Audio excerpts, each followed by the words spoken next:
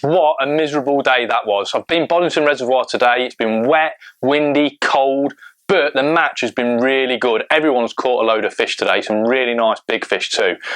I've just unloaded my gear.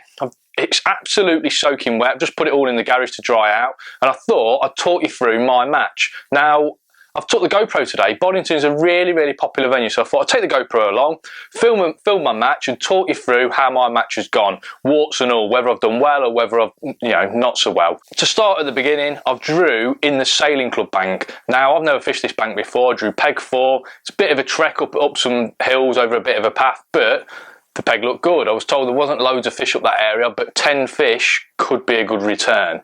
Now, Boddington Reservoir is all about method feeder or hybrid feeder fishing.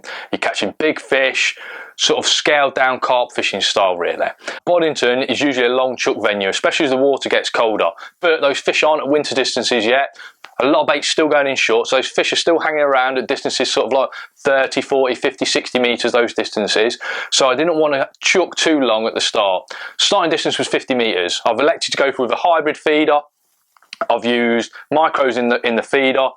It's actually the Dynamite Swim Stim micros. Let me grab you a bag now. We'll do a little bit of product placement for you. Grab a... Those ones, Swim Stim micros, these are soaking up beautifully at the minute. Give them a minute in some water, tip the water off, perfect micros. So started with those micro pellets in a hybrid feeder, chucked it out, a little wafter on, a little pink wafter, and I didn't have a bite. Then second chuck, didn't have a bite. So what I've actually done is gone 5 metres further, and I've actually added a little tiny bit of ground bait to the mix, a little tiny bit of ground bait to the pellets. I've changed hook bait. I've actually gone for a drilled pellet. Not something that you associate with Boddington fishing. A lot of people using mini boilies and wafters and things like that. But a drilled pellet, my thinking was, those carp have seen pellets all summer when people are pinging pellets in on a pellet wagger line. They're going to get used to picking up pellets. So I've gone 50-50 ground bait and pellets, chucked it out, sat there. 10 minutes later, tick, tick, tick, tick, tick. The rod has absolutely towed round. Thought I was going to lose my rod. First fish of the day. Beautiful 7-pound common carp. Now, every fish at Boddington really, really pulls back. That first run goes on for about 20 metres, and then obviously it's a nice slow wind back before they give you a right tussle under your rod tip. Really, really good fishing. Before I talk about how the rest of the match has gone, I think it's worthwhile talking about the gear I've used. So, rod-wise, I've used an 11-foot free spirit, which is there. Using an 11-foot free spirit. High S feeder special, you might not be able to see it. It's a beautiful little rod. Now, this is the rod that I use for sort of like chucking up to like 75, 80 metres. It's not a beast of a rod that you're going to go in the winter and chuck 100 metres with, but for method feeder fishing, hybrid feeder fishing, really aerodynamic feeders, this is a really nice rod. So Boston, Boddington, 50 to sort of 75 metres, it's a fantastic rod for the job. Reel-wise, loaded it up with 6-pound M-Tech line, fantastic line, sinks, peels off the spool effortlessly, and then I've got a shock leader of the same line, but in 12-pound. And that shock leader, the way I tie it on is I go 6 big arm spaces. So in theory, that's about 36 foot. If you say that's 6 foot, it's about 36 foot. That's that line there. If you want to spot it in the shops, nice bit of product placement. So the 11-foot rod, I feel, is really, really comfortable, especially in a tight peg. I was in a bit of a tight peg. Plus, when you're playing fish, we all know, nice, soft, short rod. The fish pops up a little bit closer. Hopefully you can net it a bit easier. And because the weather was horrendous, obviously I've had my brolly up today, and I don't want to mess around with a long rod. The brolly's going to get in the way. It's going to be just easier with a short rod. So that's the kit sorted with. Feeder wise, got my little feeder tub here. This is the feed. This has actually got.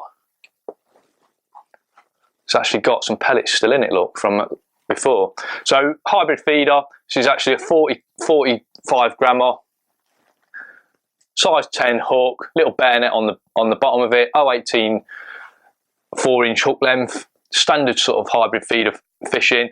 That's actually, as you see, a few pellets still left in there because that's the one I reeled in last chuck when I didn't get a bite. Now back to the fishing. So next chuck after that fish, I've had another fish, then another fish, then another fish, 4 fish in 4 chucks, and then it's just gone quiet.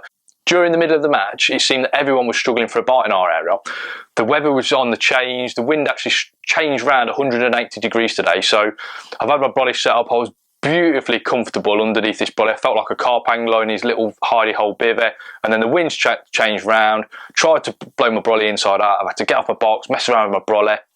The water level has come up 10 inches today. That's how much rain we've had over that expanse of water. That's a massive amount of water.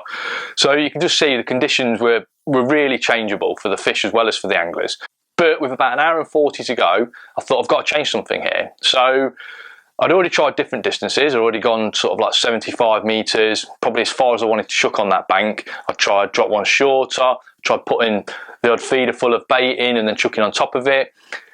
So the next thing to change was obviously the bait I was chucking out. And you could probably see from that feeder that I've just held up to you, some of the pellets in there bright yellow.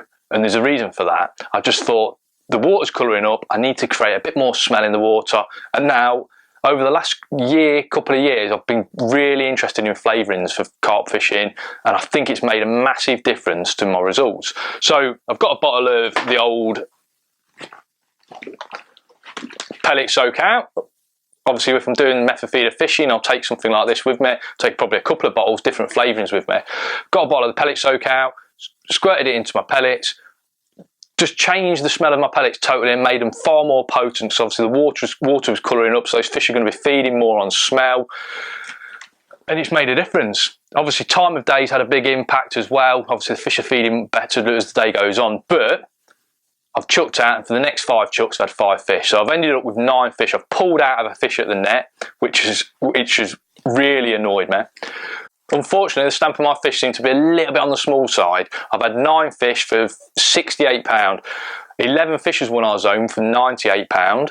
Then there's been 2 anglers with 5 fish. They've had about 50 odd pound. So only 10 or so pound behind me with 3 less fish. So you can just see that a couple of bigger fish. You never know at Boddington, there's some massive fish in there. Andy Kinder had one today, £27, which is mind-blowing. I've never even seen a carp that big. So, you know, fair play to him. He's won the match with £193 from the opposite side of the lake. So it just shows how many fish have been feeding today. It shows how good Boddington is. And also, what I can take from the day is changing your bait, changing things, like obviously adding that flavouring to your bait, and it can turn your day around. So that was my match. Thought it was a far easier way of putting it together than doing a big long Facebook post about the day. Far easier to do it in a video form, get a bit more detail in there for you as well. So I'm going to take the GoPro out again, film a few more matches for you. If you like this sort of thing, remember to whack subscribe. I'll put a little thing here. You click that, you can subscribe. You won't miss anything then. And obviously, all the matches that I film, all those little tips that I'm filming for you on other videos, you'll be first to see them. Until next time, tight lines.